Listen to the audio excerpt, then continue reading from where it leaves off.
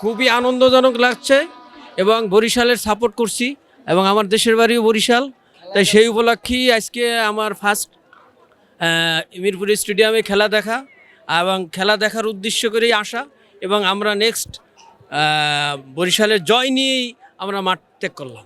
যেটা দেখার জন্যই আমরা আসছি, সেই আমাদের আশাটাই আজকে তামিম ইকবাল সাহেব পূরণ করে দিয়েছে এবং সেই তামিম ইকবালকে ভালোবাসি বিদায় আজকে আমরা অনেক দীর্ঘ কষ্ট করে টিকিট পাই না, এই অবস্থায় আমরা খুব কষ্ট করে টিকিট ম্যানেজ করে আমরা সহপরিবার সহ আজকে এই টুর্নামেন্টটা দেখতে পারছি এবং বিজয়টা দেখতে পাই আরও না। তখন আমাদের আশ্বাস ছিল এবং কনফিডেন্স ছিল যে ইনশাল্লাহ অবশ্যই আমরা উইন হব এবং সেই এবং মাহমুদুল্লাহর পরে যখন রিশাদ সাহেব যে যখন ছিল তখন আমি বুঝছি যে 100% কনফার্ম যে আমরা এখান থেকে বিজয় নিতেই পারবো, ঠিক আছে।